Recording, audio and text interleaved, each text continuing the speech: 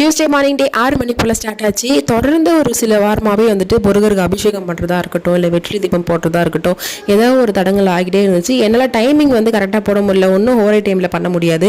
அப்படி இல்லைன்னா நமக்கு பூஜை பண்ணுற டைம் அவசர அவசரமாக பண்ணுற மாதிரி இருக்கும், அந்த மாதிரியே இருந்துச்சு. ஸோ இன்றைக்கி வந்துட்டு அபிஷேகமும் பண்ணிடணும், அட் த சேம் டைம் வெற்றி தீபமும் போடணும்னு சொல்லிட்டு அதுக்கான ப்ரிப்பரேஷன்லாம் பண்ணிட்டு இருந்தேன். காலையில் எழுந்ததுலேருந்து காலையிலேயே பண்ணலான்னு பார்த்தேன். ஸ்கூலுக்கு அனுப்புறதுனால அந்த டைமில் பண்ண முடியாது. அப்படி பண்ணாலுமே கொஞ்சம் அவசர அவசரமாக பண்ணுற மாதிரி இருக்கும், கொஞ்சம் பொறுமையாக பண்ணிக்கலாம் அப்படின்னு சொல்லிட்டு மதியம் 1 to 2 ஒரே டைம்ல தான் பூஜை பண்ணியிருந்தேன். முருகர் விஷயத்துல பார்க்க போனா நான் ஸ்டார்டிங்ல வந்துட்டு முருகர் பூஜை செவ்வாய்க்கிழமையில நான் விரதமே இருக்க மாட்டேன். அப்படி இருந்தவ நான் இப்போ இந்த அளவுக்கு எல்லாமே கண்டினியூ பண்ணிட்டு இருக்கேன்னா எனக்கு வந்து நான் வேண்டுதல் வச்சு நான் உள் நம்பிக்கையோடு வந்துட்டு ஒரு விஷயம் பண்ணேன், அது எனக்கு கண்ணால் நிறைவேறிச்சு. அதனால தான் நான் இன்னைய வரைக்குமே அதை கண்டினியூ பண்ணிட்டு இருக்கேன். சொல்லுவாங்களே, இப்போ முருகர்கிட்ட நம்ம ஒரு விஷயம் கேட்குறோன்னா அவர் வந்து நம்ம வேண்டியதை மட்டும் தரமாட்டாரு, நமக்கு வேண்டாதது நமக்கு என்ன நல்லதுன்னு யோசிச்சு அதுக்கு நம்ம கைக்கு மீறி கொடுப்பாருன்னு. ஒரு சில விஷயங்கள் நான் வேண்டியதும் தாண்டி எனக்கு அது கைக்கு கிடைச்சிருக்கு. அது என்னன்றது நான் ஃபியூச்சர் வீடியோஸ்ல கண்டிப்பாக உங்ககிட்ட சொல்கிறேன். நான் எப்படி பண்ணேன்னா, ஒரு சில விஷயம் நான் வந்துட்டு ஒரு வேண்டுதல் சொல்லிட்டு நான் அவர்கிட்ட வைக்கிறேன். வச்சதுக்கப்புறமா நான் இந்த விஷயத்த ஒரு 6 வாரம் பண்ணுறேன்னு சொன்னேன். அது என்ன மீறியே நான் 6 வாரத்தையும் தாண்டி இன்னைய வரைக்குமே நான் கடைப்பிடிச்சிட்டு வரேன். எந்த ஒரு வேண்டுதலுமே இல்லை. ஆரம்பத்தில் ஒரு வேண்டுதல் வச்சேன், அதுலேருந்து இப்போ வரைக்குமே நான் கடைப்பிடிச்சிட்டு வரேன்.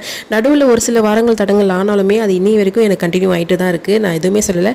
முருகருக்கு அபிஷேகம் பண்ணுறதா இருக்கட்டும், இல்லை வெற்றிலை தீபம் போடுறதா இருக்கட்டும், இதெல்லாம் நான் சொல்கிறேன். என்னால் முடிகிறப்போ நான் 6 அபிஷேகம் பண்ணுவேன், இல்லைன்னா 3 அபிஷேகம் பண்ணுவேன். என்னால் எதுவுமே பண்ண முடியல. ஒரே டம்ளர் பாலால் மட்டும் அபிஷேகம் பண்ணுவேன். அந்த ஒரு டம்ளர் பால் போதும் அவரை நம்ம குளிர வைக்கிறதுக்கு. இல்லை 2 இல்லை, நீங்கள் 1000 அபிஷேகம் பண்ணாலுமே மனசில் அழுக்க வச்சுட்டு இருந்தா அவர் ஒரு துளி கூட ஏற்றுக்க மாட்டார். இதுவே மனசார ஒரே ஒரு அபிஷேகம் பண்ணுங்க, நீங்கள் கூட்ட குரலுக்கு ஓடி வந்துடுவார்.